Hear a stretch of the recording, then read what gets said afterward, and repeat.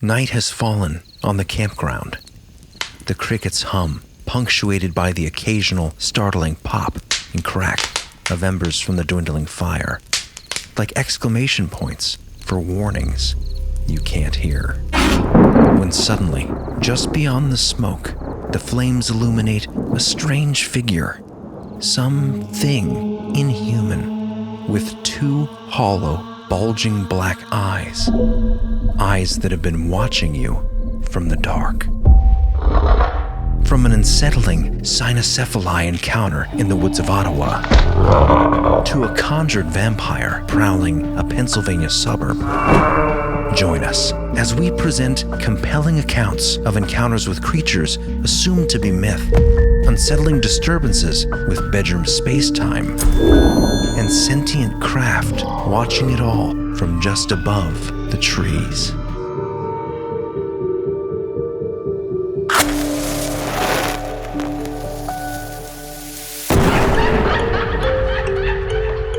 Conspiracy, synchronicity, Sasquatch, homunculus, alien races, Satanism in Hollywood, MK Ultra, Tartaria. There's like a whole. I've been watching this one guy. Close the door, Ed. Jury, Close your door. What's the Inner Earth Disagreements. Ghost Dad. I like that movie. Dogman, Bohemian Grove. Corey Feldman. Magicians are demons. Specters and Spirit spooks. summonings. Sleep paralysis. Strange disappearances. Sky whale phenomenon. Alternative history. Shadow people. Shh, quiet. I'm trying to say words with the mouth. It's getting dicey out there. Poltergeists. That's cool. Anunnaki. What is the moon?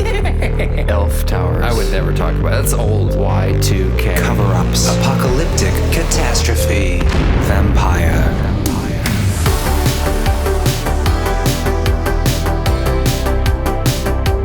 Hi. Well, hello. Hello, gentlemen. Welcome back to Belief Hole. Season 5 continues. Yes. Today. We had a good break. Thanks for coming back. Yes. Try to get a lot done in the background, and we got some of it done. It turns out there's a lot to do when there's only 3 of you. I like to think of the Belief Hole as a ship chartering the sea, the USS Belief Hole. And when there's shore leave, all of the audience gets to disembark and do their different things. And we got to clean the toilets. Crew patches the holes in the ships to keep it afloat for the next journey. Yeah. And that next journey begins This dirty old barge floating in the ocean. Yes, the Belief Hole barge. Just stinking and looking mysterious. But she's all fresh and clean, and she's ready to take you into the forest around the campfire for a very exciting edition. Oh, yes. Strange Listener Stories 22. So I want to tell you a story. We don't want to scare anybody. What better way to get back in the hole? Yeah. Than with some real brushes with the bizarre from our very own listeners like you out there. True stories of the strange and unusual. And if you out there have a story, go to belieful.com, click on the share your story button. Leave us a speak pipe, actually, and to hear your beautiful voices. Yes. Makes it even more mysterious. We've got some great ones today. I'm actually really excited. As always. I'm excited to peel back some of truth's protective layers. Oh, thank you. Do you remember that quote? No. That was Neil Armstrong? Yeah. Wait, what? Neil Armstrong. It advanced later in his life. He was doing a lecture, remember? And he was talking about, people say clandestinely, giving away some information that there's things that NASA's not telling us. Secret things about the moon. And he says, maybe you can peel back one of truth's protective layers. Oh my gosh. Yeah. Great. There are great ideas undiscovered, breakthroughs available to those who can remove one of truth's protective layers. And the idea, of course, is that, we mentioned that in our Did We Go to the Moon? Did We Go to the Moon episode? Moon landing conspiracy. But I am excited, and I'll just say this quick before we get into the stories, because we got a bunch of really interesting topics we're going to cover the rest of the season. And one of them I think we're finally going to do is Who Built the Moon. I've had that book for a while, been thumbing through that, and that kind of relates to that. For years, I've been wanting to cover that topic. There's all kinds of moon mysteries, any way you approach it. Oh, yeah. But yeah, what do we have coming up today, Chris? Oh, yes. Get ready, because we have Dark Dream Doorways, Transylvanian Time Slips, Campground Dogmen, and Neighborhood Vampires. So some great stories coming up, and over the break I did build out a little bit more of the story archive on our site. So if you guys are interested in reading some accounts that we've done on the show and hearing those portions of episodes with those specific stories, you can check that out at our website. If you had a story told on the show, Oh, yeah. there's 50% chance that it's already up because I think I've gotten through about half of them. Oh, really? Yeah. Good job. Nice Thank work. you. It's a lot of The work. Listener Story Archive, a place of the bizarre and beautiful. I want it to be a place where people can come and not only hear their stories, share their stories with friends and family, but also a place for researchers, other podcasters to come and corroborate accounts. So we're going to build out the search on it too. Yeah, and hopefully... We've been planning that for a long time. Yeah. It just takes a long time to actually make it happen. Yeah. we have so many original stories. I'd also love to turn into a book at some point, some of the... For sure. Make some collections. And if you happen to be listening and you do ever repurpose some of these stories, make sure you source it to the original... hello, people. Sorry. That's right. Conky? Make sure you source it to the original person who submitted it, at least if they're not anonymous that we have listed, and give us a shout out that they came from here. It helps us grow too. That'd be great. Yeah. But yeah, great database, Chris. That'll be fun to keep building out. So link in the show notes for the Listener Stories Archive, guys. And one story I'm really excited about, actually, Chris, you mislabeled Oh, no. Campfire Dogman, because this is a much more unique story. It's not a dogman. I said campground dogman. I'm not concerned about the camp part. Okay. It's not a dogman per se. It's more like a Cynocephali or a Cynocephali, however you choose to pronounce it. Cynocephali. A dog head wearing manimal, essentially. Like it's a human man, or it looks very human with the head of a dog, but not necessarily aggressive, just kind of like, oh, it's your neighborhood cartoon animal. So is that where you make the distinction between Cynocephali and the A dogman is more like modern day frightening accounts of dogmen? Yeah, that's we get into the fear eaters. The fear eaters, the nightmare feeders, the werewolf-esque type creature. Right. But yeah, the Cynocephali, totally different. This is like a lost race of people, dog-headed people, essentially. And this goes back, which we mentioned in our first episode when we did this. We'll put a link in the show notes. From season one. From season one. And subsequent episodes later. But the Cynocephali, going back to Greek antiquity, totally different, basically a lost or maybe hidden race of dog-headed men. Documented by the likes of Ctesias, a Greek physician who wrote a detailed report on the existence of the Cynocephali in India. One of my favorites, Megasthenes, who claimed, and this is interesting, to know about a dog-headed people in India who lived in the mountains and communicated through barking and wore skins of wild animals and lived by hunting. Very strange details for supposedly a non-human race. And interestingly, Claudius Aelinus, that's definitely not how to pronounce it, but that's how I'm reading it. He too mentioned this dog-headed tribe in the mountains of India that had a human shape but the dog head. But interestingly, even though they had no speech of their own, they would howl, they would bark and communicate, but they could understand the Indian language nearby. Oh, interesting. So obviously a different race of people that understood the language but just didn't have the vocal cords to communicate. Anyway, so that's what this upcoming story seems to point to, which is just fascinating. It goes on with Herodotus and other reports in the past. But Cynocephali, totally different creature from the dogman. Different, maybe more human, but yet not. The friendlier type. So this is more the trench coat. Cigarette smoking dogman, okay. yeah. Like Cool. he may have a life down the street. He might work at the Burger King. That's the one I'd rather meet. But in disguise. Yeah, this is anyways, that's a fascinating, that comes from Jaker, I'm trying to pronounce her name. I think Jaker. That's a great story from her coming up. But where shall we begin? Is there any other information we wanted to say or anything before we dive in? No, let's satisfy the impatient people that always leave. Hey, we have to go 8 minutes into the episode before it starts. Everyone's got their Just opinions. kidding, person that said that. Well, sometimes context is important. Indeed. All right, this one is pretty fascinating. I love this story because it's got the classic, sometimes you get stories that are just kind of strange, where there's a question mark at the end. Like, what was that? Where is there any sort of connection to anything? Yeah. Or is it just a bizarre one-off kind of weird thing that occurred? This is interesting because there is a tie-in at the end. I will start off by saying, this is from Erin, and she uses the term EVP, but what she means is the sort of application on phones, or this is an older story, so iPod Touch, where you have an app and it'll say words, pre-recorded words into the thing, or grab them from transmissions or whatever. Did she happen to tell you the name of the app she was using?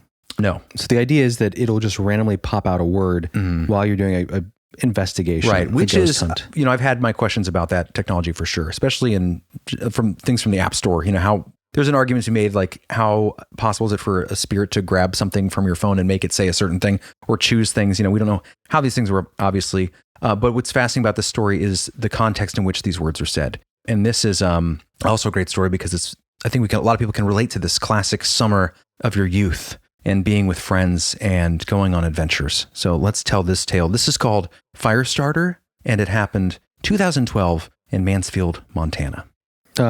Chris, it's Missouri. That's M-O is Missouri. Montana's M. I always change them. Mansfield, Missouri. They always change them. Just Missouri. doing it to mess you up. Missouri. My friends and I used to be obsessed with ghost hunting. We would download the EVP detectors you could get on your iPad Touch, and then we'd take my dad's truck and drive to creepy places and see if we could talk to anything on the other side. That is until this summer night.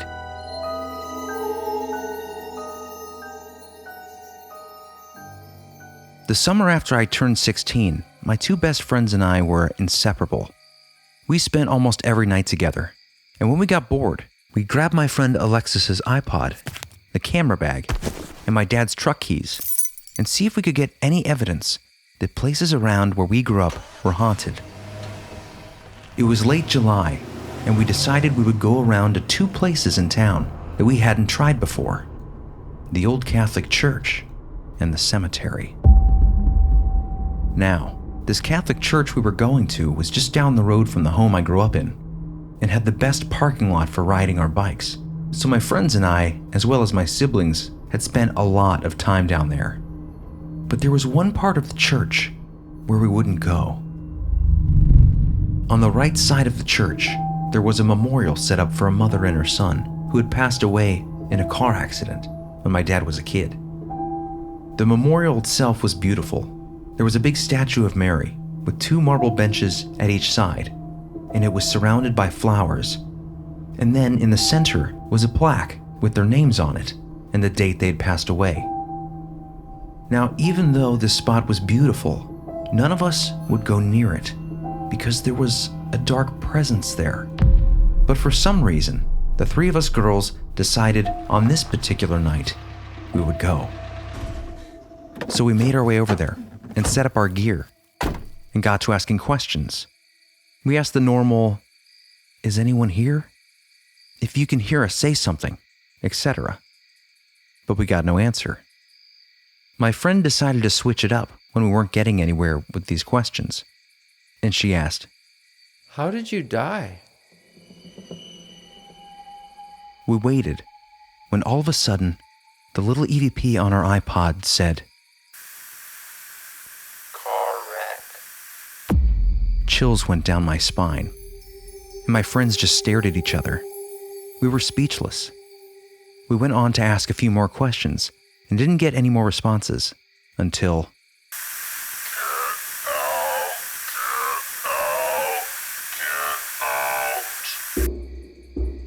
just started repeating over and over again, to the point that we thought the iPod had broken.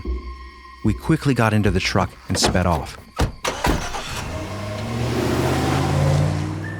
Now, normally we would have been done after that because we were really scared, but blame it on adrenaline or pure teenage stupidity, but we made our way to the cemetery.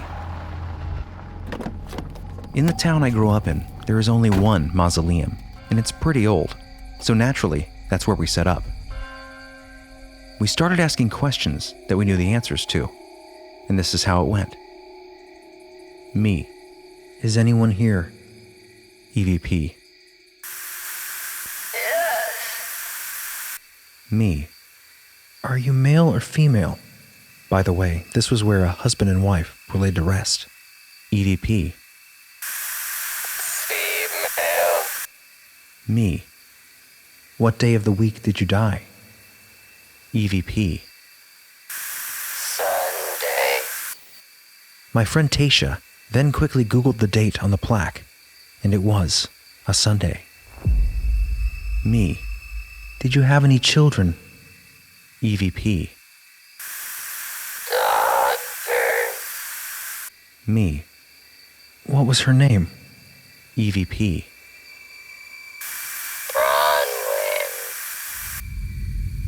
Tasha also looked this up, and apparently, this was a popular name for the time and era of the date, and the definition of the name was white-breasted. At this point, we knew we needed to go. We felt sad, and at the same time very scared. I can't explain it, but the energy had shifted since we had gotten there. But Alexis had one more question. Alexis. How did you die? EVP. Fire. And I said, who started the fire? EVP. Daughter. With this, we gathered our things and went home. But much to our surprise, it didn't end there. Later that night, after we had all three fallen asleep, we were suddenly woken up to what sounded like my bedroom door opening. But when we looked, it was still closed. Then, all of a sudden, my box fan went flying across my room. Then my stereo. Keep in mind this was a 6-disc stereo. It was not small. Followed by my TV. We were terrified at what had just happened and didn't know what to do. My mom came running into my room to see what was going on and noticed my stuff everywhere. And then she saw the three of us sitting on my bed terrified. And I'll never forget the sound of her voice or the look on her face when she looked at us and said, You were playing around with that ghost stuff again, weren't you? I told you if you open yourself up to evil things, they will come in. The next day, the three of us were too scared to stay at my mom's house alone, so we headed to my dad's. Even though my dad wasn't home, we all three felt so much safer there because that was the house I grew up in, and nothing too crazy had ever happened. So we get to my dad's and sit down on the couch to watch a movie and eat lunch when Tasha comes in the living room and asks, When did your dad get home? I told her that he was out of town and wouldn't be home for a few days, but she insisted that she heard someone in his bedroom. I told her she wasn't funny. I was still uneasy from the night before and showed her the text where he told me he was going out of town, but we could stay at his house. But she still insisted someone was in there. I checked the security system and showed her it was still on and no one could get in. We went to the back door, which happened to be my dad's room, and I showed her that both locks were locked and that the door to the attic was still closed and you couldn't close it from the inside, so she didn't have to worry. No one was in there. So we all go back to the living room and sit down when we start hearing footsteps above us coming from the attic.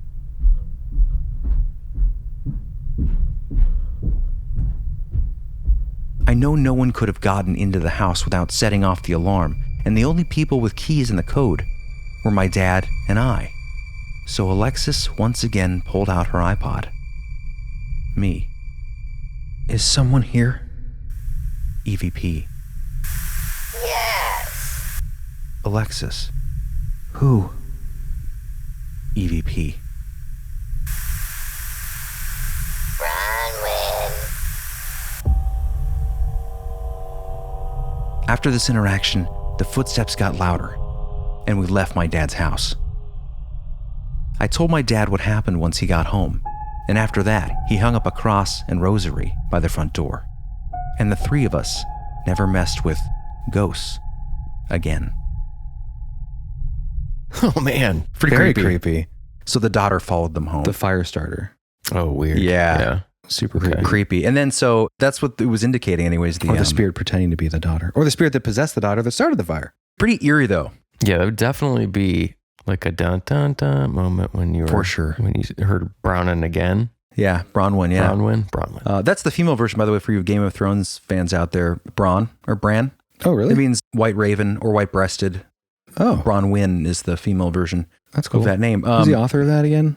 Of Game of Thrones? Yeah. Oh, George R.R. Martin. I was wondering maybe Erin is just a pen name for him and he wrote in the story to us. That's a really dumb comment. Yeah. You can leave. Erase that from your brain and from our brains. From your hearts.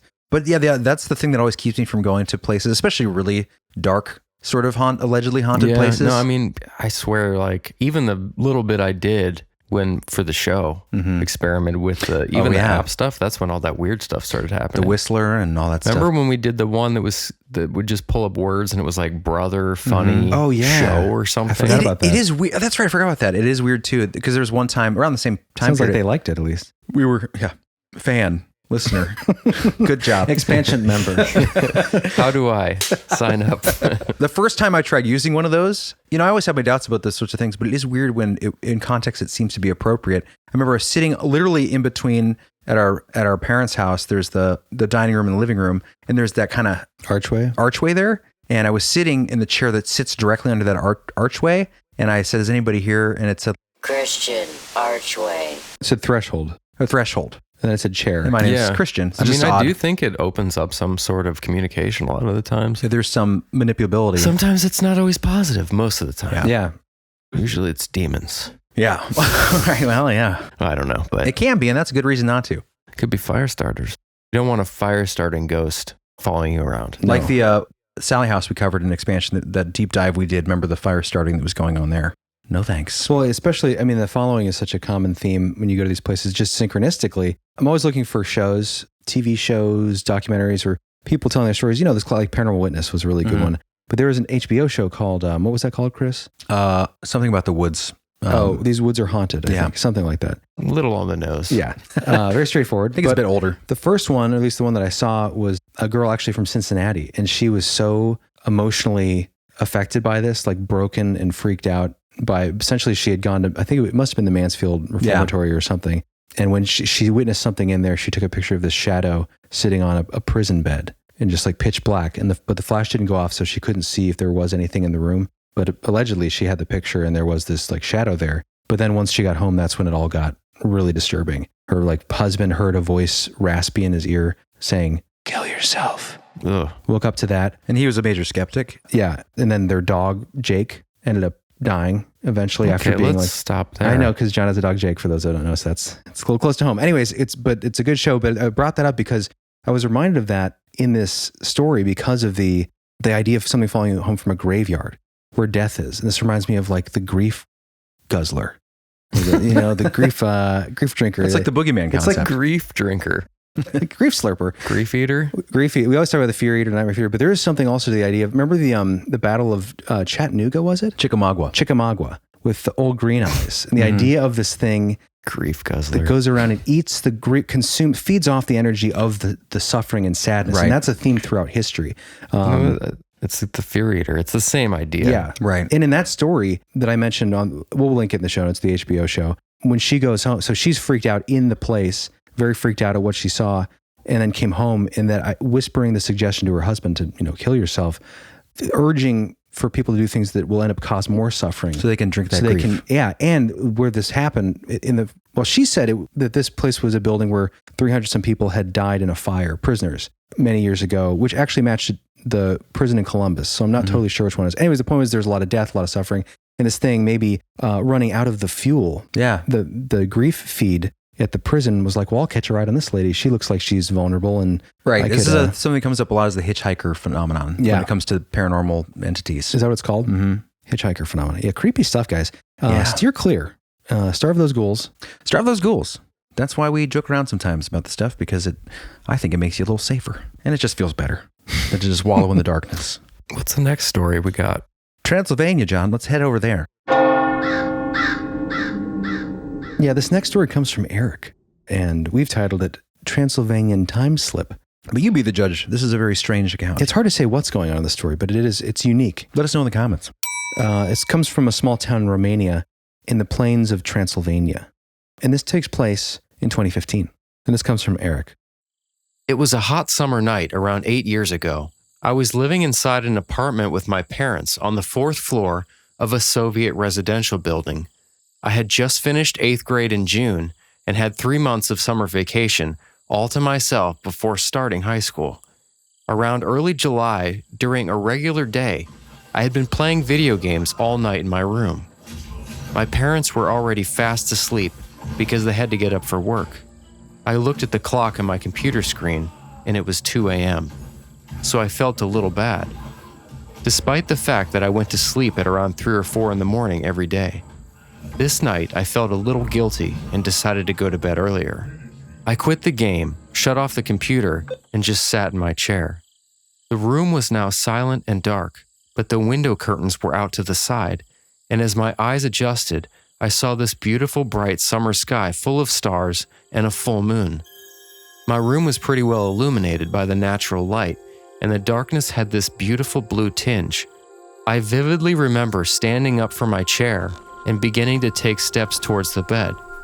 I looked out towards the window one last time as I was walking, and suddenly, I was hit with this extremely bright white light. The light was not a lack of vision, as though I had gone blind, but it was a physical light coming from outside my window. I could no longer see any details outside, except for a very opaque, flat white color shining light rays into my room. As an instinct, I quickly moved my arm to shield my eyes from the light. Then I blinked. When I opened my eyes, a mere half-second later, I was no longer standing up. I was now laying on my back, tucked in my bed, with my blanket neatly placed over me, without any folds or signs that I had moved. I quickly jolted up from the bed in shock. Was this a dream? I wasn't tired, nor felt as if I had slept at all. In fact, I felt as if nothing had happened. I don't remember getting into bed or falling asleep. It felt as if I had teleported. I didn't suddenly wake up. I was already awake. I'm just in a different place now. I was standing up 1 second, and through a mere blink, I found myself in a totally different place and orientation, now staring up towards the ceiling. How could this happen? The mysterious white light was now gone after that blink, and the sky was visible through my window. The whole event lasted maybe 1 or 2 seconds. I had almost no time at all to process what was happening in the moment. I started looking around my room for any clues as to what took place. I picked up my phone and saw that the time was now 5:30 a.m., meaning that 3.5 hours had passed in the span of 2 seconds? More than this, my arms and fingers had small scratches on them, which were bleeding and starting to scab, which I didn't have before. The types of scratches one would get by trying to walk through thick, dry bushes out in the wild. They all healed the next week. This experience baffles me to this day. I don't know if it was an alien abduction, a sort of time skip event, if I slipped into an alternate universe, or something more explainable. I still do not remember anything between the time when the light shined into my room and when I was jolted out of bed. From my point of view, it all lasted a second or two. P.S. The image I have attached is a screenshot from the movie Close Encounters of the Third Kind. This frame seems to match the way the light looked most closely. In fact, it was almost identical, except without a blue tinge. Just the purest white you can imagine.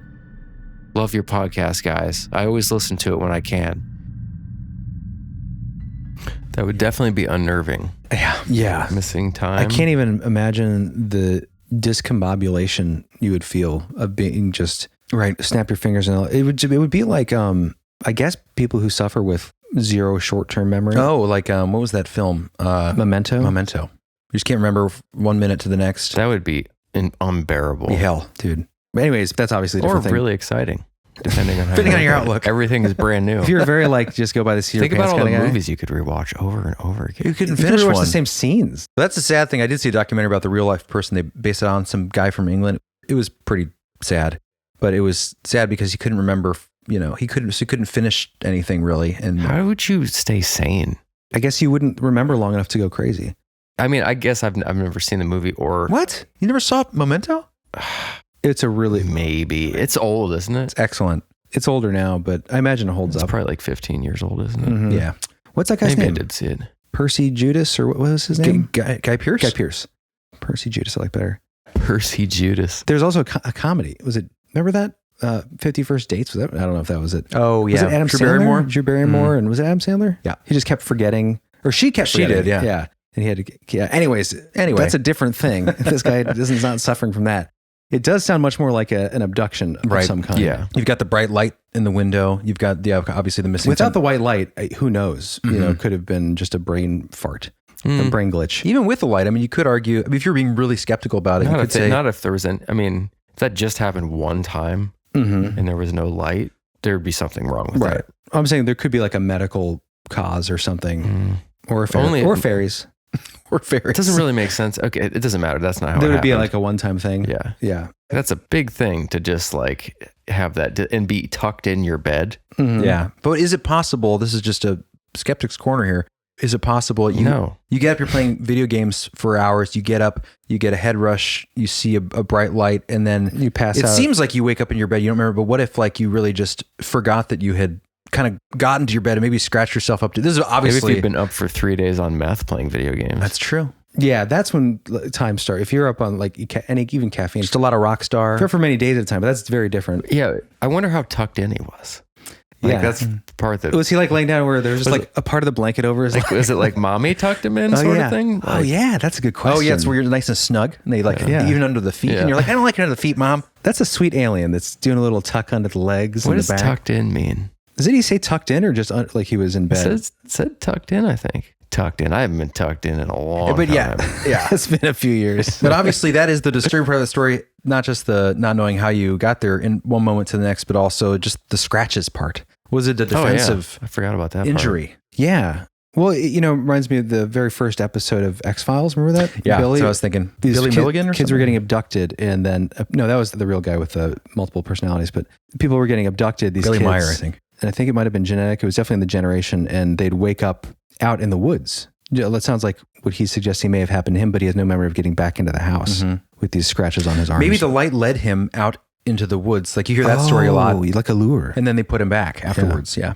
Anyway, it could have gone all kinds of ways. But Thank you for sharing. Let us know what you guys think about yeah. this story. What do you think about Eric's strange experience? Have you experienced anything like this? What might it be? Maybe it was the spirit of Vlad. And we'll put the image in the show notes that he sent us of what the light looked like from that screen grab from Close Encounters of the Third Kind. Because seeing something like that out your window and then immediately having that experience, something definitely sounds like it's going on. Yeah. 2 great stories. Let's go for 3. Okay, this next story, guys, this comes from Jaker. Close to your heart, this story, Jer. Yeah, I really liked it because I don't think we've ever received firsthand a story of what sounds like a cynocephali. And now there's scholars out there that will get angry at how I pronounce the cynocephali. I'm not exactly sure how I pronounce it, but there's several ways I've heard. That's how I like to say it, and I'm sticking to it. This happened in Ontario, Canada in 2017, and she emailed us to let us know that this occurred about 6 years ago. It was an area that her and her family refer to as the Pond. It's a piece of land where her family camps outside of Cobourg, Ontario, Canada. In August of 2016, my family and I were camping at a very remote location, about 4 hours east of the Canada-Michigan border. Out there, it felt like miles away from civilization. It was 2 a.m., deep into the night. I was the only one who was sober. I was sitting in front of a still pond on a wooden chair, facing away from the water and looking out over the campfire toward the trailer where my family was staying. I could see the door to the trailer, but the night had grown so dark by then, I could barely see anything else. Suddenly, I noticed the light from the fire illuminating the bulging eyes of something standing in the doorway. The fire was only 3 feet in front of me, so the entity standing just behind it was really close. Too close.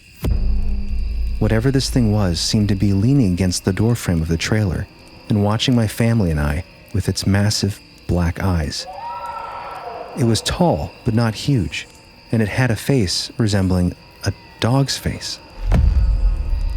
In disbelief and confusion, I stared at this thing for probably about a minute before glancing away, my mind trying to figure out exactly what it was that I was seeing. But when I turned back, the entity, the creature, was gone. Minutes later, my sister walked past me toward the trailer to use the bathroom, and I quickly followed her as she went inside. I grabbed a flashlight and pointed it out into the thick forest surrounding the campsite, but I couldn't see anything. Despite disappearing so suddenly, I don't feel like it teleported or anything. That side of the trailer is all forest, and the entity could have easily slipped off into the woods. Even though I didn't feel directly threatened by the creature, an unsettling feeling washed over me, and I ended up having to leave the campsite. Creepy. Yeah. The creepy visual of it. She's noticing this thing, noticing her, just watching and observing her family. And it's in just the darkness. being just across the fire from you, leaning against the trailer, and then it's gone. Actually, and there's pictures. So she drew what this thing was. Why is the TV off? I was just going to pop it up on there. Did you turn that off, Chris? Pop it up. Pop it up. This will be our little sting for when we put up pictures. Here we go. Preview to program. Now imagine seeing this. friendly looking, but so disturbing and bizarre in its countenance. Inhuman, it just should not exist. And guys, this is going to be in the show notes for you, but we will describe it here momentarily. That's the sound it makes in my mind.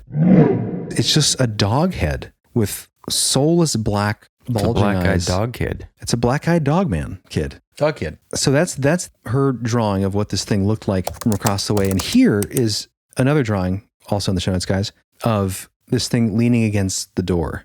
Now that doesn't look like a dog man. It's just a human Looks like body. a hammerhead alien. Well, those are the ears sticking out. She's not a professional illustrator. She jokingly refer to them as her masterpieces of art. So, I'm seeing it from far away too. I see the dog now. Yeah, she said she's not the hammerhead alien. It's a hammerhead alien with a beard. That's a nose. I am a much worse drawer than this drawer. Yeah, we're not making fun of you. No. We are. Me especially. I'm very bad. But I appreciated that she did this because it gives us a glimpse of the position and everything. And here is a map. This is what she drew. You can see the pond here. There's a little island in the pond, a bridge that goes across. What are all those X's, treasure? That's, I think, just trees, the woods, and there's short grass around the pond. But it's cool you get to see like the layout of how, and kind of envision how this happened, the fire in the trailer. Eerie. But anyways, very eerie. That's the thing. It's unsettling because it's just, just imagine seeing something like that. Mm-hmm. And this is not a singular phenomena. And when she wrote in, she said that she had never heard anything about the Dogman or anything. And this doesn't fit with the Dogman because it's not. Well, the typical accounts you hear about, like just the total fear and the intimidation. Yeah, and the aggressiveness and that kind of thing. Supernatural quality. Oh, and specifically unique. Okay, so I should say that one of the reasons she left the campfire, everyone was hammered by this point. She wasn't. And she knew that she'd probably get picked on by trying to tell people what she thought she saw. So she left, but she did share this account. I think it was initially published by Paranormal World Wiki. And I forgot to mention that in there's this interesting detail that puts it firmly in the camp of the Cynocephali and not a usual Dogman incident. If you guys are interested in the Cynocephali in general, the historical accounts, you can check out earlier episodes of our show. We talk about that in detail. For sure. But this comes from the author, I didn't get his name, but of the Paranormal World Wiki. She first reached out to tell the story because he had previously written about a dogman and a UFO. And he says, the Cynocephali don't fit the description of modern dogmen, as we know, due to the Cynocephali always being depicted as wearing clothes. Mm-hmm. Now, I don't know if that's always true, but that is a common theme and a distinction, which is a bizarre anecdote. Remember the, quote, dogman eating hamburgers behind the Burger King out of the dumpster or whatever? Or the cigarette smoking trench coat wearing one off the side of the highway. It seems to point to the idea of the self-awareness of a human-like kind of thinking that you need to be clothed. But this is a detail, he says, that Jaker revealed, which put the case entirely in a different category. She thinks that the entity might have been wearing a black or navy blue sweater. She further clarified... And some khakis. Yeah, and said that it looked to be a regular pullover sweater similar to those of the nonfiction brand. I don't know if you guys are familiar with that.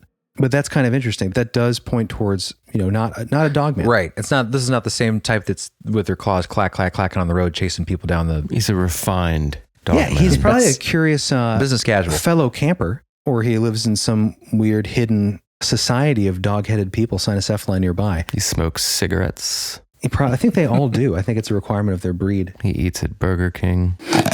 I mean, I like the idea that these are maybe not necessarily things that are living among us and hiding, as you mentioned, Jer, but the idea that like if there are many layers to our reality, and this happens to be one of the closest layers to our layer. That's why they pop and so in once and in a out. while you see these, and then maybe they're just as confused. Maybe he was observing terrified, and he goes back to his dog friends like, dude, there are these people that don't have long noses or long ears. They're all small looking, weird.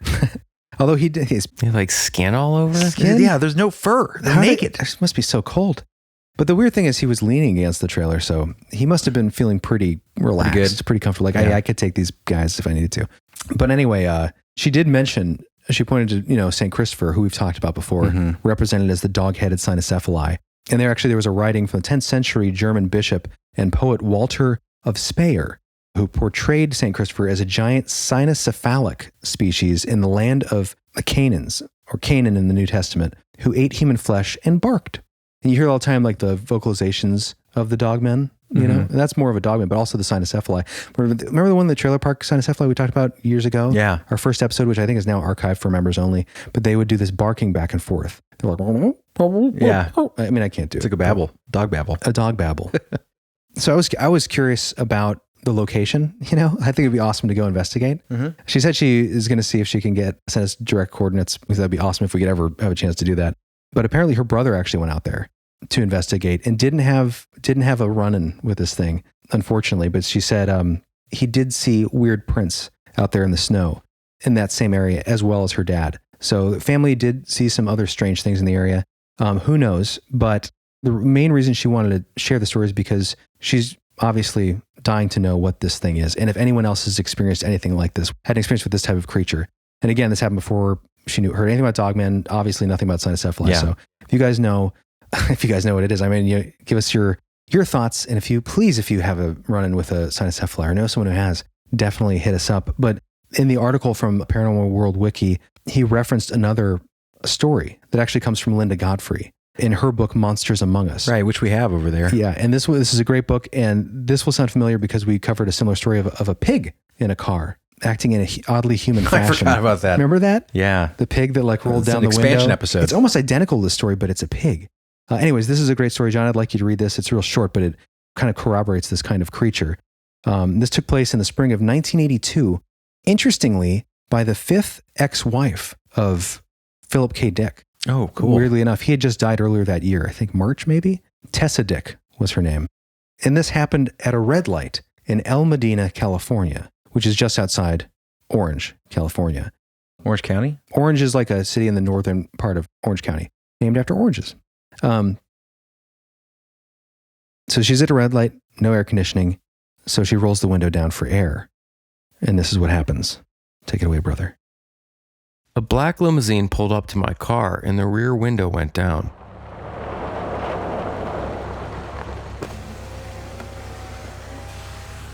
I saw a beautiful black German Shepherd sitting there in the back seat of the limousine next to the open window.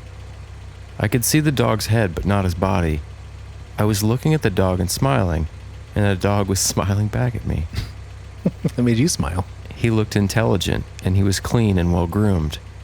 I thought that the owner of the limousine simply had a very beautiful dog. Somehow, without knowing how or why, I simply knew that the dog was male. But then just before the light turned green, the dog casually put his arm on the window ledge and he had a hand. My jaw dropped and the dog smirked. I thought he was chuckling, pleased with himself that he had shocked me by showing me his hand. It looked like a human hand with fingernails, well manicured, and coal black skin like his hair. His arm had short black hair, like the hair on the dog's front leg, but his hand was hairless. And the arm had an elbow and shoulder, like a human elbow and shoulder. The light turned green and we both drove away. I never saw that limousine with the dog again. I tried to find some kind of ape or monkey with a face like that, but no such animal exists. And of course, dogs don't have human hands. Or smirk, I would add. So what did I see? Now I think that the dog owned the limousine, rather than being the pet of a human. That's awesome. That's the kind of paranormal experience I want. Yeah. Yeah, that's pretty wild. Yeah, there are similar stories Makes me like that. think of elite, yeah, shape-shifting or for something. sure. That's what you do. This person obviously has money. This dogman's had a few martinis and he's like, I'm going to play a joke on this lady. Yeah. I'm going to play my hand with my hand. Yeah, and show myself. That'd be so insane. Yeah, that would be a paranormal experience that would be interesting, but not too terrifying. Yeah. Just make you question everything about reality. Yeah, exactly. It's interesting too, because it is this is Northern Orange County, California. It's a wealthy area. You could just imagine there being a population of people, like you said, elites at the top. Plus, it's a really good mask, and they did it on purpose. That's always the idea, is it could have been a prank. Yeah. How close? She was right next to it? Yeah, red light. We've talked about that guy who got that lifelike collie outfit made, and from the 14 Times article, it was a lifelike dogman collie outfit, a suit. Yeah. But it cost him thousands and thousands of dollars to get one that looked custom made to look as real as possible. Also, most masks don't look that real, but I mean, obviously, who knows the If situation? they're wealthy to begin with. Yeah. Could be Johnny Knoxville underneath there. That's true. The best dogmen or creatures I've seen like this were from Dog Soldiers, the movie. Yeah. Which one did that come out? No, those are horrifying though. those That's are more true. horrifying. Not They're a German Shepherd head. realistic. Yeah, that's a good point. Well, yeah, if it smiled and smirked, if there really was some sort of, anthropomorphic, human-esque kind of, face. It's hard to imagine because, I mean, you'd think you'd be able to, like, especially if its mouth was moving. Yeah. Like, you'd be able to tell if it was a mask or not. That's true. If it smirks, you can't smirk in a mask. Well, also... Well, you could, but it wouldn't. You used to be animatronic guys. Like, that would have to be, even if it did, like, I don't know, I guess you'd have to be how close. You can see, like, the flesh. I don't know. Yeah, this would have to be, like you said, animatronic. Mm-hmm. I mean, to put this in context, this occurred in 1982. So it's not like that technology, even like Chucky-style animatronics isn't going to be available. It could have existed, but it would have been way more expensive. Yeah. Well, and this is California, of course. This is, south of LA, I think by an hour or something. So it's in Hollywood area. You could argue that it was part of a movie setup. That would be so funny. But you also feel like, I don't know, I just feel like that close. Yeah. Yeah, it's hard to say. In the moment, your brain is also going to fill in the gaps of stuff that doesn't quite look right. And I'm sure it was so shocking in the moment to see the hand come up when you just thought it was a dog. But again, this is, this just goes to, it could have obviously been a hoax. But this is not a singular thing. Like we're saying, we had the experience from Jaker. Thank you, Jaker, for sending that in. Unique experience, but we have this pattern of people seeing these dog-headed people. We've covered this in the past. And there could be some history for this specifically. And Jaker pointed this out in her email, which I think we may have mentioned this before, but she also mentioned Christopher Columbus was, quote, told of these beings. And that is true. Apparently, if you didn't know, Columbus had received reports of a race of dog-headed people on November 26, 1492. Also, and you guys might be familiar with this, Jean Le Testu, compiler of the majestic 1555 atlas entitled Cosmographie Universale, drew the Cynocephali, the dog-headed men, onto the map of the New World. It's a famous map. We'll put in the show notes. I remember that. And then later, Jane and Pedro Maxia, historians, reported encounters with giant Cynocephali in Patagonia in 1952 and 1613, respectively.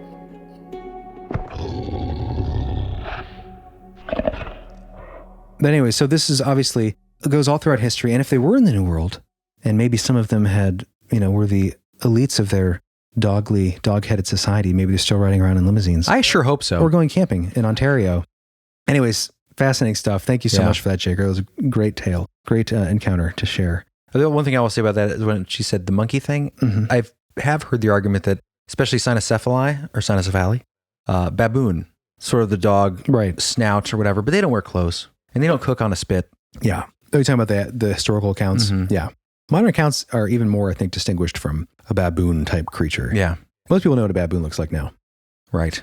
Well, do you want to take a break and come back with some more amazing stories? Chris, what do we have coming up in the highly sought after expansion? Oh my gosh. I am so excited. For members only. Yes. So for those of you who don't know out there, new listeners, we do member episodes every time we drop a regular episode, and they're full packed of beauty and lore. It's available right now. This one you're about to preview. We've got over 100 now, don't we? Yes. This episode, I've been wanting to do this thing for a long time. Strange celebrity encounters. One of the highlights of Academy Award night each year for motion picture fans across the country, and especially for those here at Santa Monica Civic Auditorium, is the arrival of the glamorous celebrities.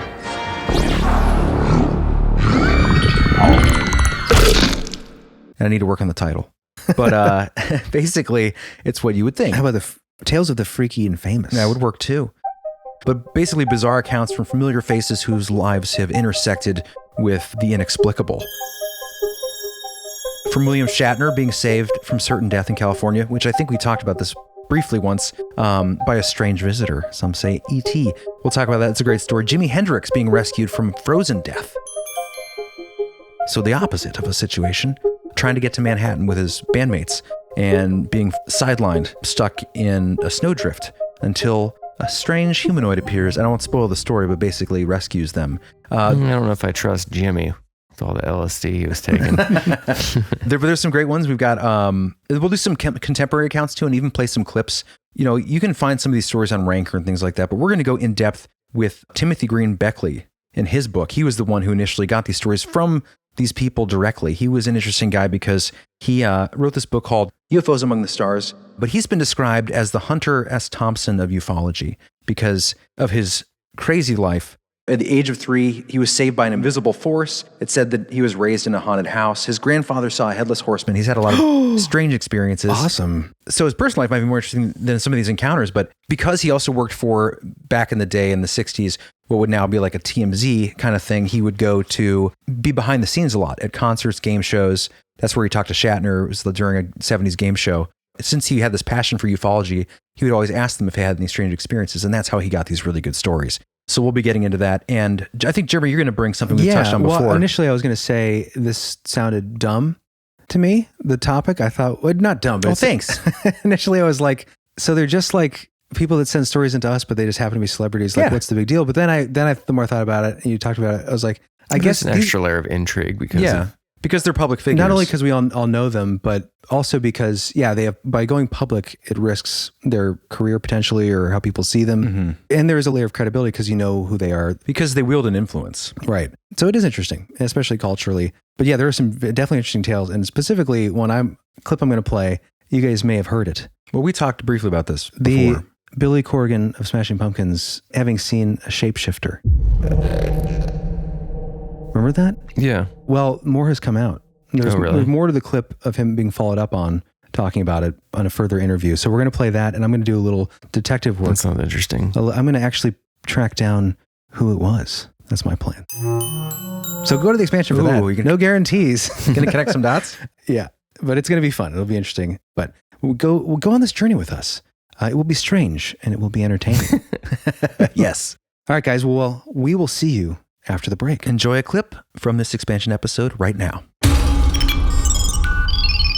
Access granted.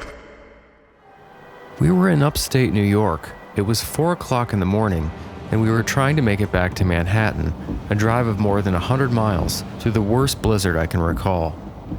The wind was whipping the snow around our van so fiercely that we missed the turnoff leading to the state highway that would put us in the direction of home. The next thing I remember is getting stuck in a drift that reached the hood of our vehicle. Soon it got so cold. The windows were rolled up tight, and we had the heater on full blast to protect us from the rawness of the elements. I had my doubts about seeing the light of day again. We could have turned to human icicles very easily. That's how bitter it was. Okay, so at this point, Curtis says the road in front of them suddenly lit up as a bright phosphorescent object, which was, quote, cone-shaped, like a space capsule, landed in the snow about 100 feet up ahead. And it was using tripod landing gear. Old school. Yeah. UFO contact. At first, we thought it was an apparition caused by the cold and our confused state of mind. I mean, we just couldn't believe our eyes.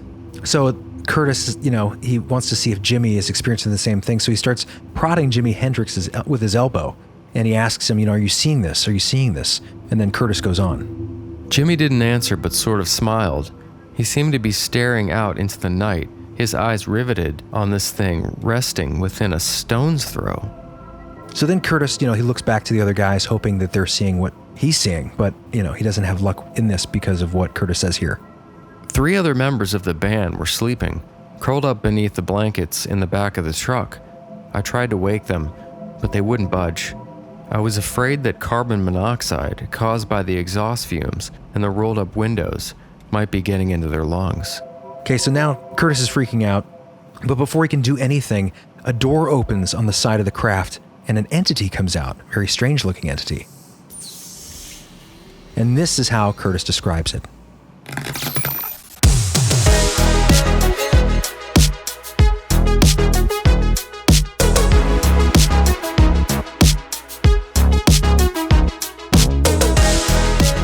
Welcome back into the Belief Hole, where we have more hair-raising tales of strangeness. But first, don't do that voice. But first, before we get into the scary, freaky, let's do a little sci-fi nostalgia if you guys are interested. I'm always up for sci-fi nostalgia. We got a great clip, a speak pipe, if you will, from a fellow by the name of Grant. It's a little bit nostalgic, and you'll see why. I will just say he encounters something inexplicable in the sky in 1987.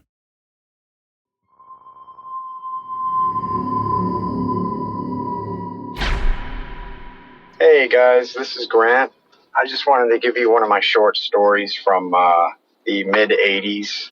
I was born in 83, so this would have been in 1987. And it takes place in the Lower East Side of Michigan, Mount Clemens. Me and my brother Jesse were in the back seat of my parents' car, and they were arguing in the front seat, and we had just gone to church.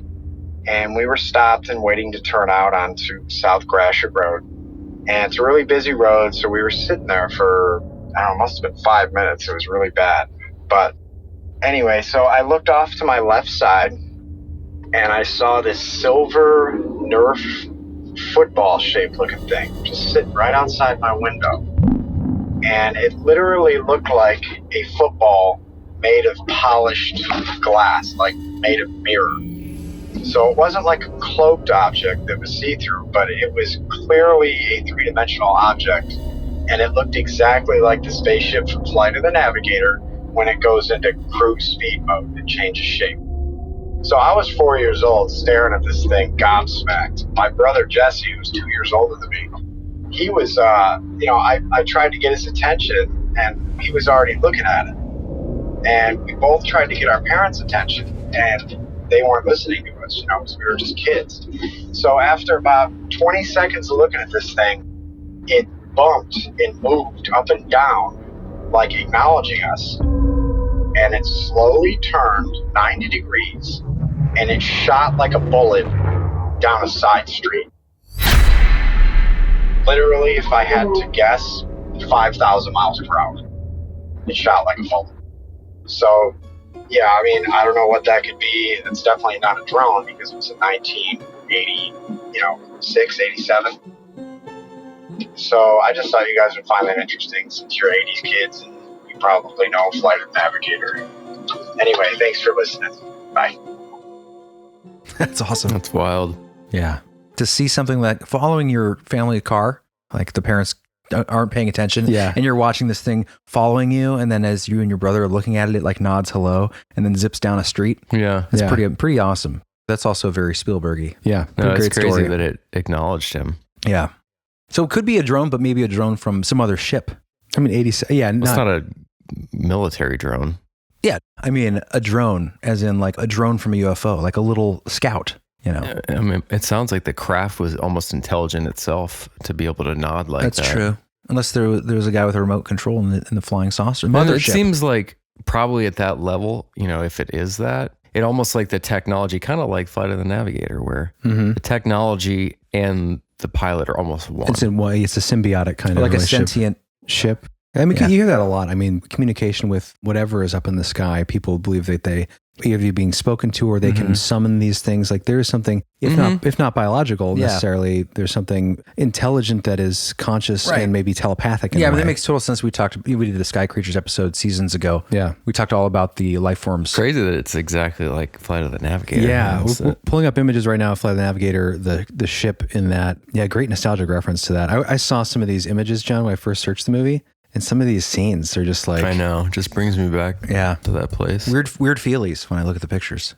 Yeah. Like sitting in his little glass ship. The strange like alien little buddies he had. That was the theme of the idea of the movie was it was this ship where the ship had to get home. And there are these little creatures where the ship's like friends. But the ship had like a personality. I think it was Pee Wee Herman voiced the ship. Anyway. Really? I think so. It was named Paul Rubens, I think. Yeah, it was kind of like a weird voice, wasn't it? Yeah. Over the top. I think it was a little. I remember him being like kind of mean to the kid. Yeah, it's like I need your brain, though, wasn't it? Yeah, not just like a droney. No. It was like it's like my friends and I need to get home. We need to. You are the navigator. That's it, Davy. Davy. If you want to learn to swim, you've got to jump in the water. Don't forget to feed Bruiser. 2 all-beef patties, special sauce, lettuce, cheese, pickles, onions, and sesame seed bun. Whoa! This can't be happening. I think I've gotten some stuff out of your head that has nothing to do with navigating this ship. You sound just like a human. No! That dumb dog will never learn to catch a frisbee. You are an inferior species, you dumb dork. Butt face. Ghost bucket. Just remember that. I don't remember it at all. Remember that scene where he comes to the child gets dropped off in the future and his family has been missing him for like a decade or something? That always made me feel so weird watching that. Like he returns home and it's like 10 years later and he just gets dropped off in the woods. I don't really remember that part. Man, spoiler alert. Yeah. I don't think that's the end. It's one of my biggest nostalgia movies because I always remember the beginning where it's a montage of people throwing frisbees to their dogs in like silhouette in a park. You the remember dog's that? jumping up into frame and catching the frisbees and Why? going down. Because he's playing frisbee with his dog at the beginning. Yeah, and finally after the credits are done rolling, I think the frisbee goes into the woods behind the park or something, and he goes down into the woods. Oh, I don't know if that's where he first sees this thing, but something happens there. I forget. Yeah, it's very, very much like my childhood. Yeah. There. I don't even remember the movie. I just remember just the feeling of it. And I remember all the visual images. Yeah. But I don't remember the storyline. I used to watch that movie all the time. We had it on Betamax. Remember that thing he stows away in to get away from the military base? It's like a robot cart thing. Yeah. He would come and bring him like drinks and stuff, and then he snuck into it one day and he was able to escape with the help of a pretty girl. I remember that very well. Anyway, thank you for that, Grant. Yes. That was a great little speak pipe there. Let us know if you see it again. We had another speak pipe from him we're going to do in the future, I think. But we've got a lot of speak pipes to go through as well and stories from all of you out there. So keep sending them in. We really do enjoy reading through these. That was a good one. Yeah. This next Good one. Good job, Gary. Grant. His name is Grant. Good job, Grant. This next one is called Beyond the Dream Door. Oh, this is great. This is a good one. This comes from Jana. This took place between 1973 and 1994 in Oklahoma. Beginning as far back as I can remember, I had a reoccurring dream. Well, a nightmare actually. This extremely scary experience happened often and followed the same pattern each time. It always started with me in a house, walking up a staircase. Ooh, scary, right? I know it sounds pretty normal, but when you've been here over and over, you know what's coming. When I reach the top of the stairs, there is no landing, only a door. Upon opening this door, I have to crawl through rather than walk, but I never understood why. Anyway, after entering the room beyond, the horror started. This is not the point of the story, though. So one day, when I was in college, I went with some friends to see a house. They were thinking about renting this place and wanted a second opinion.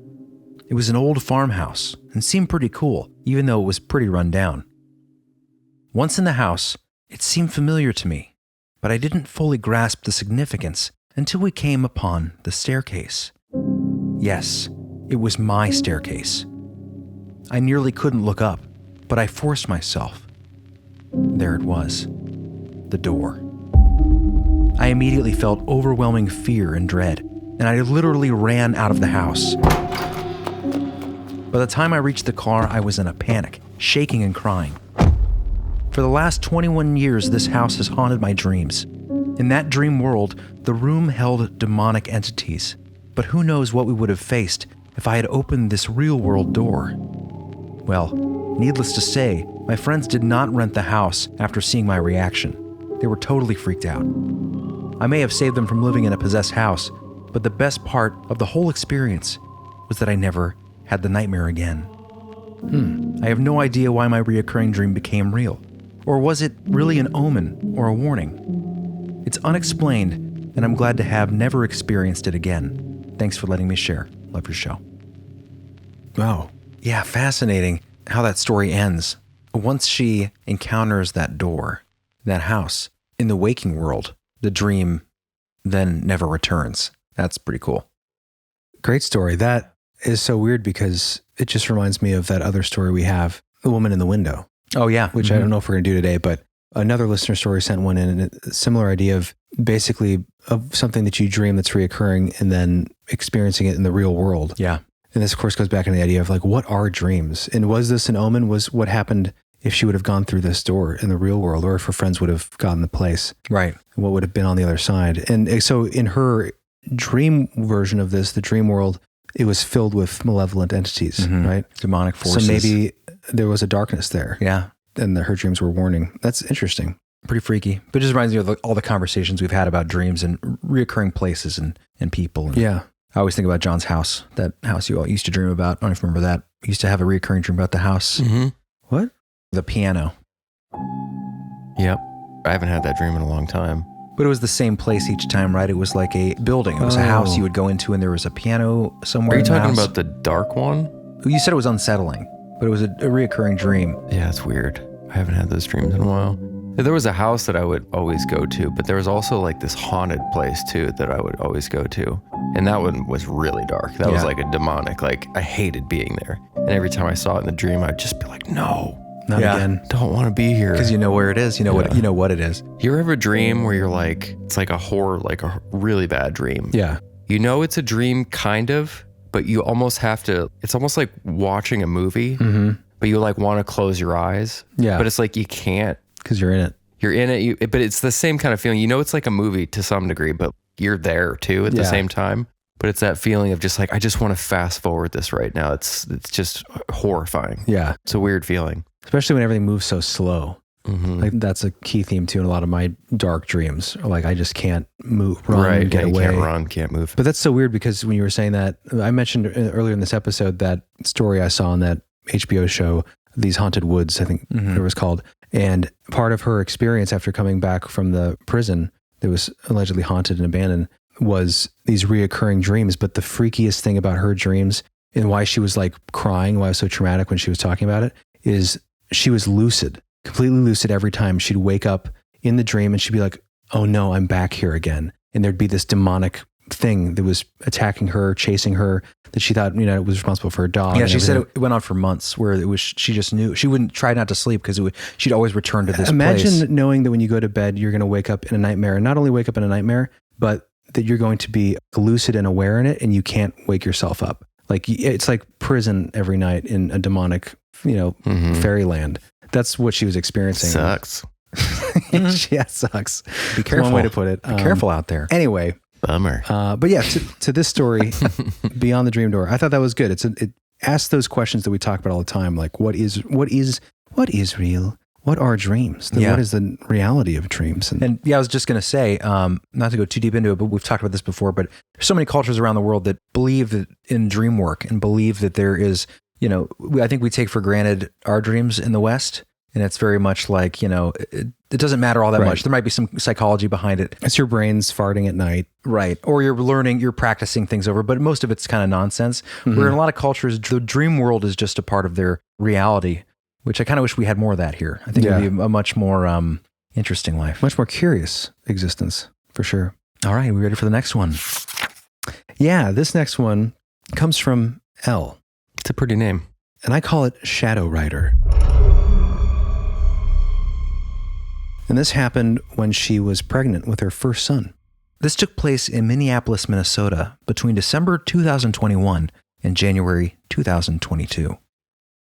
I was in my first trimester, so I was super tired all the time. I had gone to bed early after putting my 2-year-old to sleep, and my husband was still awake downstairs.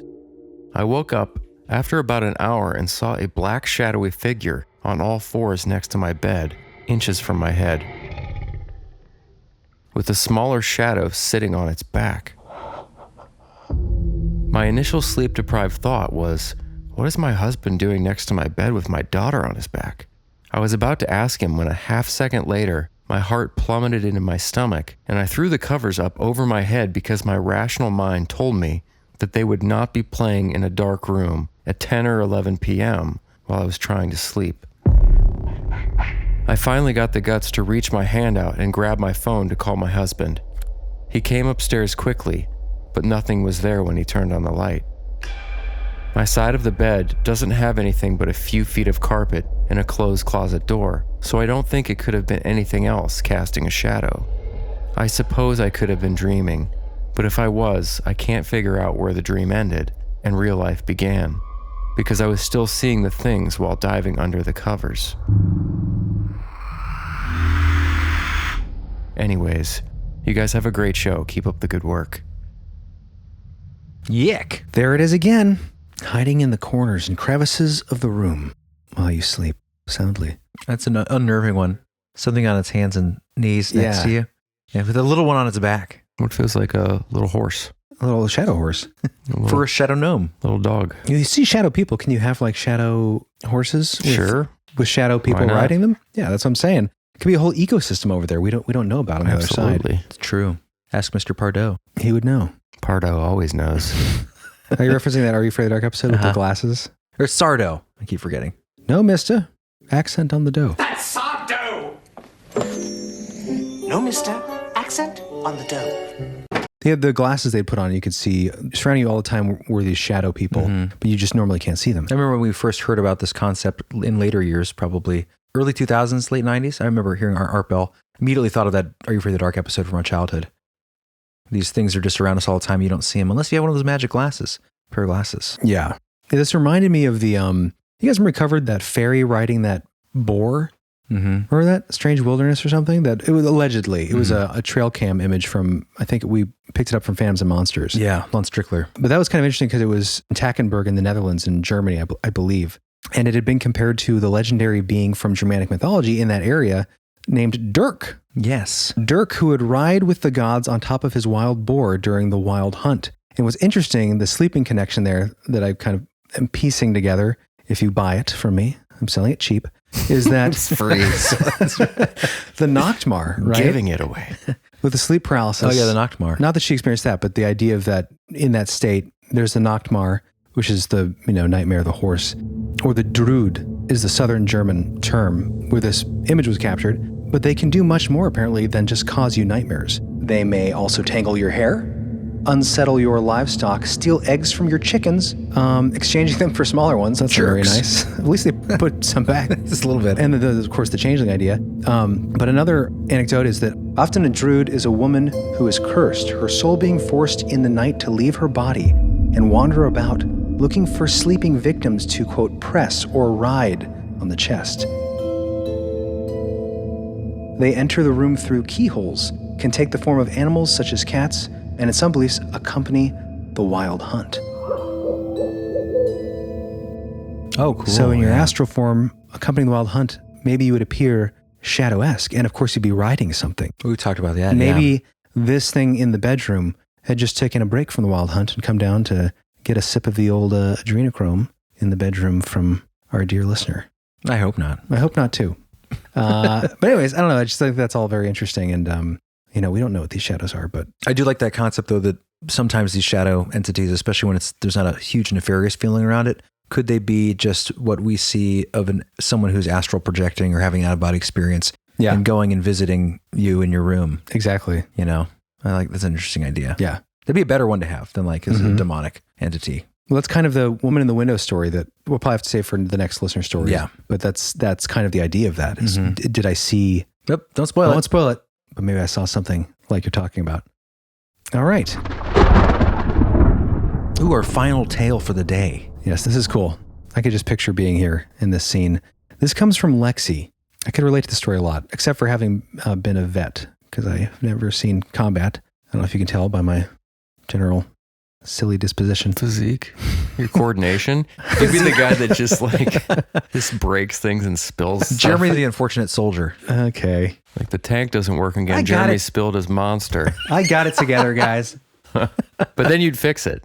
Exactly. That's true. Put it back together. Break it, but you'd put it behind. I'd probably work in the radio room and just, break stuff and fix it. Jeremy's broken 8 radios, but he fixed them all. I did. That's what I do. Anyway, this comes from Lexi, from Coatesville, Pennsylvania, outside of Philadelphia a bit.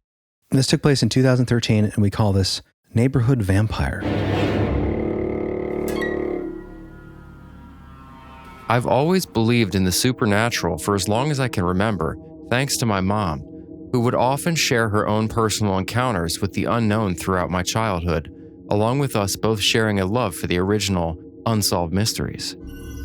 However, I never really had any encounters with the paranormal until I reached adulthood. Even then, none of them, while spooky, left me feeling particularly in danger, as they primarily consisted of things like shadows darting across a room or ghostly footsteps in the guardroom of a Civil War-era fort I was staying at for a reenactment. It wasn't until my ex-wife and I moved into a former steel town called Coatesville in 2013 that I had my first real encounter that left me with a sense of impending doom. I had just gotten out of the Army after a 3-year stint and was having trouble readjusting to civilian life after my year-long combat deploy in Afghanistan. This resulted in many fights between us both day and night, and I would often go for long walks at all hours just to get away and recollect myself. Now, it's worth noting that Coatesville is a very troubled location. As I mentioned earlier, it was a steel town, with Lucan Steel providing most, if not all, the jobs to the residents. However, once the company went out of business, the local economy suffered, and crime became extremely prevalent. One could feel the heaviness in the air wherever they went. The night of my encounter was like any other. My ex and I had gotten into a vicious argument, and I had escaped to the relative calm of my neighborhood streets for my usual walk, which consisted of making my way around the block 2 or 3 times until I felt things had calmed down enough. Now, our house was on a street that went slightly uphill.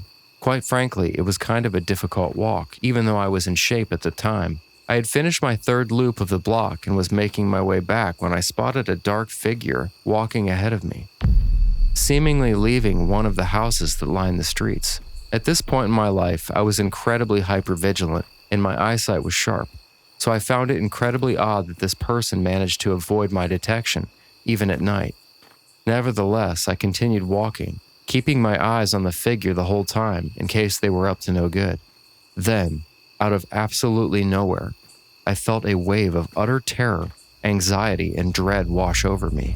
It was at this point I was able to fully make out this individual as they walked under the dim streetlight. They appeared to be wearing a large black hoodie or coat, with the slightly pointed hood portion completely obscuring their face. It wasn't until they began making slow flapping motions with the ends that I realized it was a cloak. This being unusual in that A, it was summertime, and B, more importantly, there was no one in Coatesville who would be caught wearing a cloak or cape. Worst of all, I couldn't tell whether they were walking away from me or towards me. It almost seemed like they were walking in place. The sidewalk suddenly got longer. Time slowed down. The fear and dread I felt pulsating through my entire being grew worse and worse, especially after I felt myself involuntarily walking towards this being. I physically couldn't stop despite my best efforts. At this point, I began praying to God to deliver me from this being's grasp. After what felt like an eternity, it seemed to have worked. The sidewalk returned to its normal length. The fear slowly subsided. Time resumed at its normal speed. I regained control of my body, and more importantly, the being began to move away and eventually faded away into the darkness. Once I was sure it was gone, I bolted the rest of the way up the hill back to my house and pounded on the front door until my wife let me in. It wasn't until I started thinking about the whole ordeal that I realized that this thing had materialized outside of my house. To this day, I believe that all the negative energy from the fighting drew this entity to my home, like the bat signal. I'm not sure if it left for good, as the fights continued long after I saw it physically manifest. Perhaps it did so to let me know it was there and intended to wreak more havoc, but ultimately, I'll never know. But one thing is for certain, I'll never ever want to feel that way again.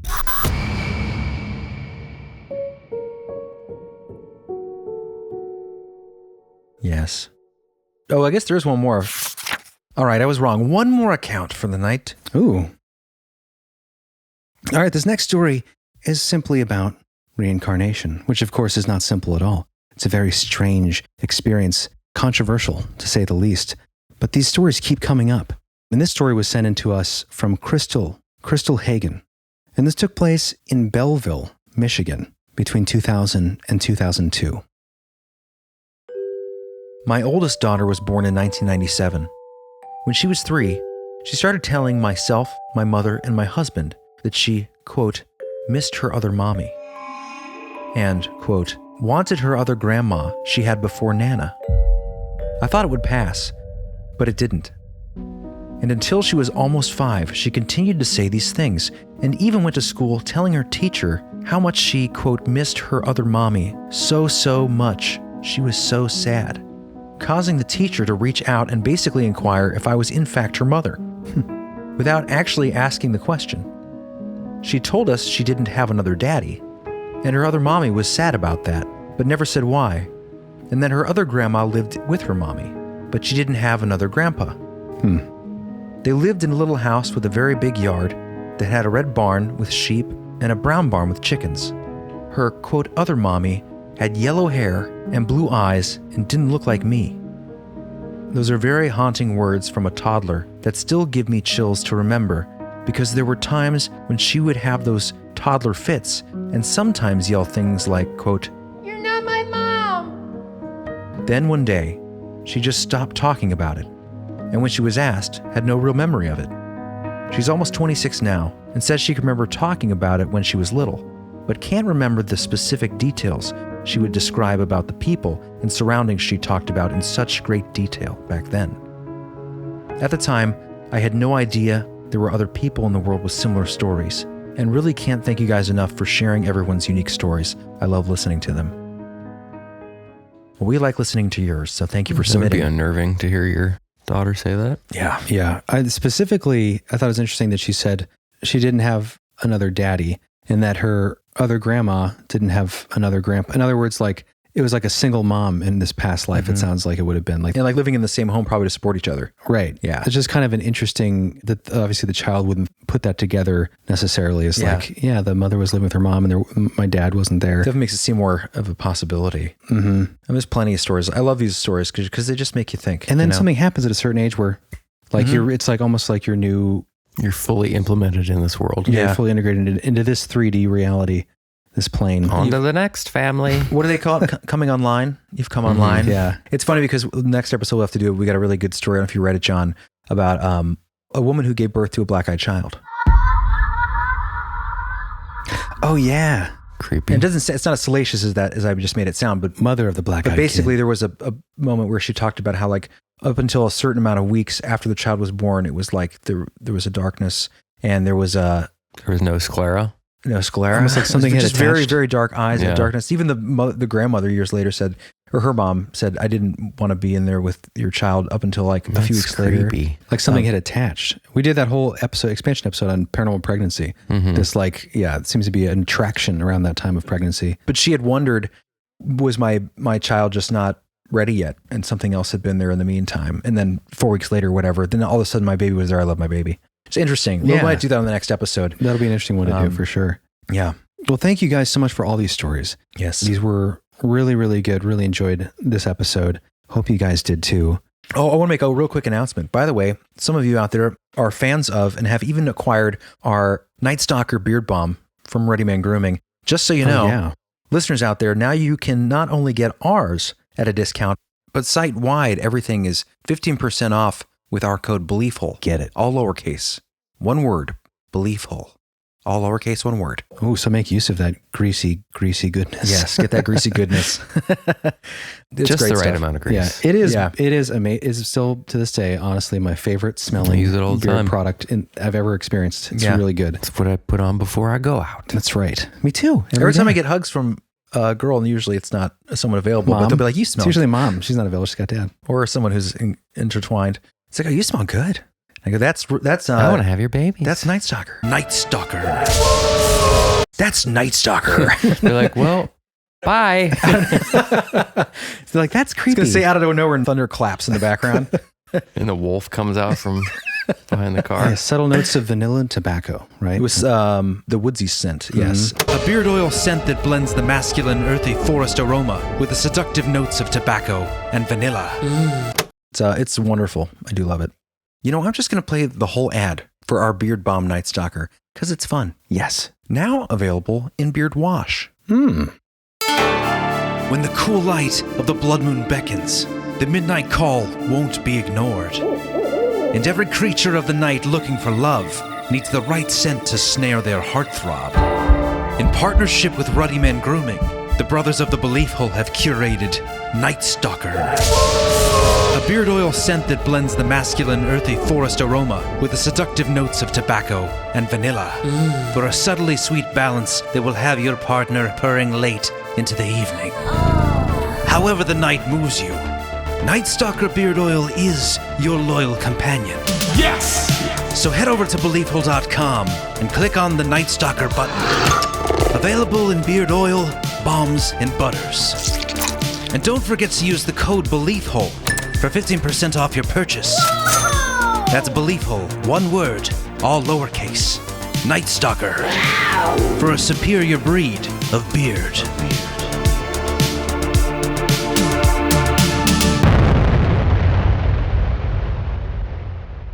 Yeah, check that out, guys. Link in the show notes. Ruddy Man Grooming. All his stuff is freaking fantastic. Yes. And he's a good man. So support him, support us, and support each other. And support yourself with good smells. That's right. Support your scent. Oh, and you know what, guys? I almost forgot. We do have some very special people to thank. Yes, we do. And maybe the most special person to thank today, guys, we have a new Skywheel rider. Oh my God. What? Shut up. Right? Stop it. His name is Jesse Martin. Jesse, come on down, buddy. Skywheel Rider. Skywheel Rider. Ooh, it tickles. Weird. That's weird. Yeah, it's weird. I'm sorry. I was picturing the Skywhale getting tickled as he's Jesse's riding him. Thank you, Jesse Martin. Jesse, you are a treasure trove of wonderfulness. A man of heroes. A class act. Yes, a real hero of the whole. Thank you so much. Of true integrity. Deep in our hearts, you are. Super generous of you, my friend. Keep us going. Guys, we're going to get a studio, we just decided. Yes. We decided we were going and you're helping us with the Skywheel. We're going to actually move it to a semi-professional level at some point here. Yes, actually rent a place outside of our homes to record in a professional way. That's how we started. The whole deserves it, and you guys deserve it. And we really want to make that happen. It's going to make a much better show, I think. We're going to do more video. I know people have been asking for that. Absolutely. Anyways, let's get back to the thank yous. So thank you, Jesse. Yes. Anyways, thank you so much, Jesse. Thank you for being a hero. You're making things possible, and we love you. All right, guys. Let me scroll down here.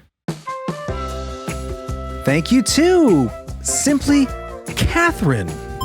Simply Catherine sounds like a 90s sitcom. Catherine, you're much more than simple. Yes. Well, I said Simply Catherine because there's no last name. Oh. But Catherine. Thank you to be here, Catherine. You are our hero and a black-eyed cool kid to me. Cat attack. Guys, we have a shadow person of interest. All right. Especially generous fellow by the name of Roland Belstead. Ding, ding. Get your watch. Get your watch. Wait, Rolex. Yes. Sorry. Good Lord. Such a terrible. It's terrible association. Roland is a very good audio synthesizer company. That's true. I was going to say that name has heft. Belstead. Roland. I like it. Welcome to be here, Rolling Roland. down the... We're happy to have you. All right, get call. We're out of practice. Call Preview program. Call up your pack. Preview program. Get going.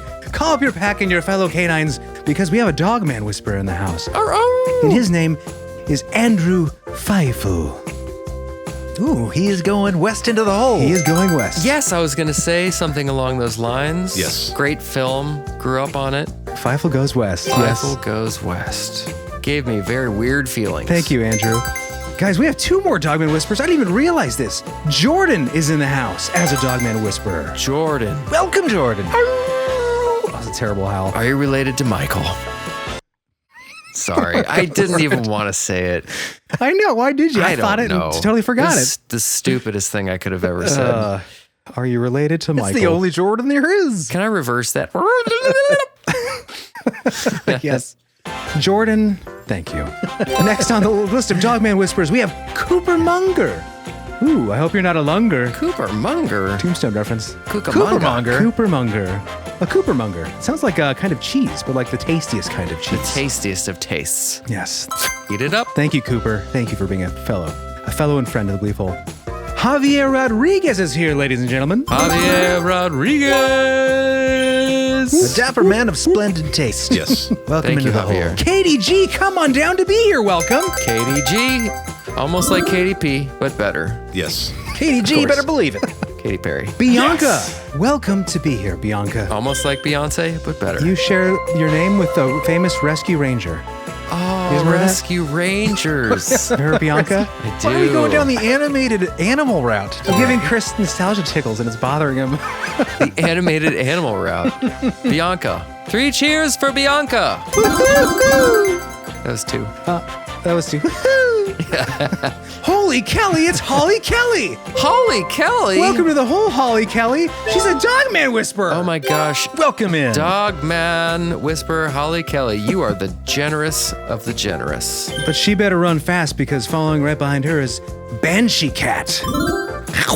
Dangerous. Come, Banshee Cat. We must fight the villains. Yes. Terrifying name. Yes. Guys, I don't know if you're living in a small home, but we have Sarah Morehouse. Yes. To welcome you in today. Oh, good. We can expand. Welcome, Sarah. Sarah. Sarah always putting the extensions on her home. Thank you. Thank you to be here, Sarah. I love your new addition. That was really good. Welcome, Sarah. Happy to have you here. Yes. Happy to be here. Pernille? Pernile? Hold on, let me zoom in. Pernile? Yeah, you're right. Pernille? Aspastrand. What is that amazing name happening in my mouth? That is awesome. What is that amazing name happening in my mouth? Yes. Is it Pernille Aspastrand? I hope so. Pernille. Anyways, I'm a moron. I can't pronounce her name, but That is right up there with Nathalina Schloniger. yes. One of my mom's co-workers. Oh, I thought it was her friend growing up. I thought they were friends when she was younger. Maybe. Great names for great friends. What was our Spanish? Pernille Aspastrand. I love that name. That's a great name. Pernille.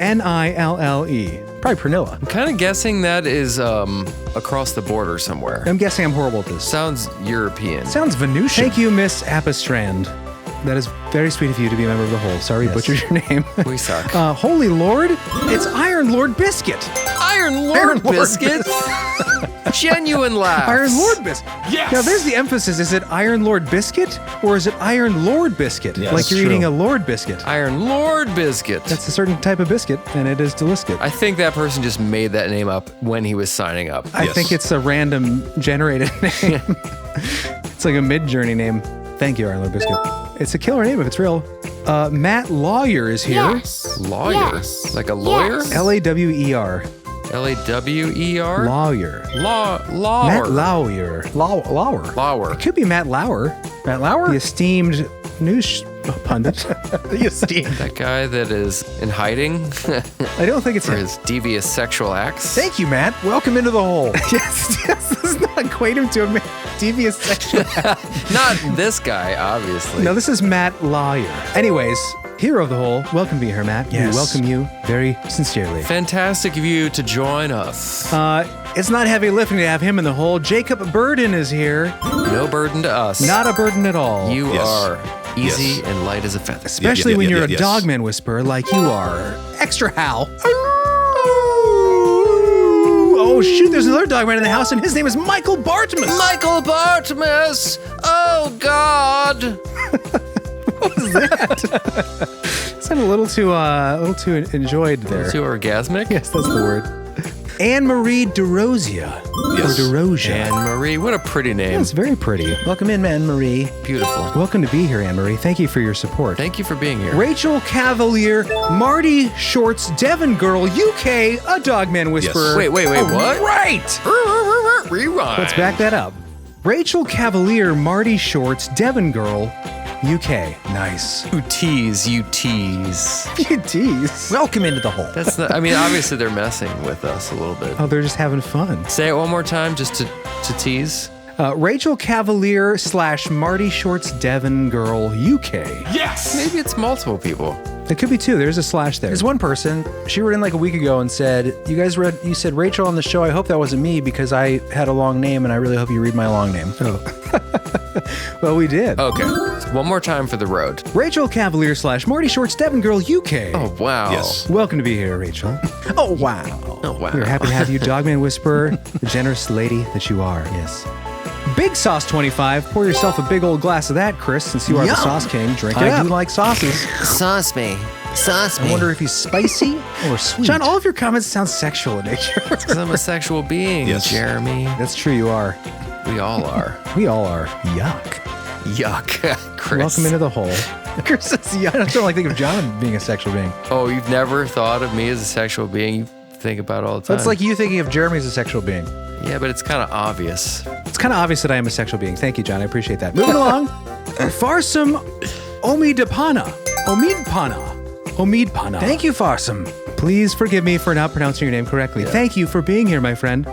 Farsam. I think he actually submitted a listener story we just did. He did. We covered it. That was a great story. Thank you, Farsam. We are very happy to have you in the hole with us. We appreciate your story, too. Yes. Welcome, my friend, and thank you. December Boozer. Hi. Ooh, getting close to your due date. Your due date of beverages in the belly. Coming soon. I want a boozer. Coming in a few months. Yes, thank you, Shane, my friend. Christmas must be fun for you. Andrew Savage is a savage. That's lazy. Lazy word association. I'm sorry. Andrew Savage. Yeah, thank you to be here. Welcome in. You are a true friend of the whole. You are a mastermind. Asher Dugan. Hi. Asher Dugan, you're not fooling. Yes. You're fooling. I don't know. Okay. We used to be kind of good at this. I remember there was a I'm time. so tired. My brain just isn't working at all today.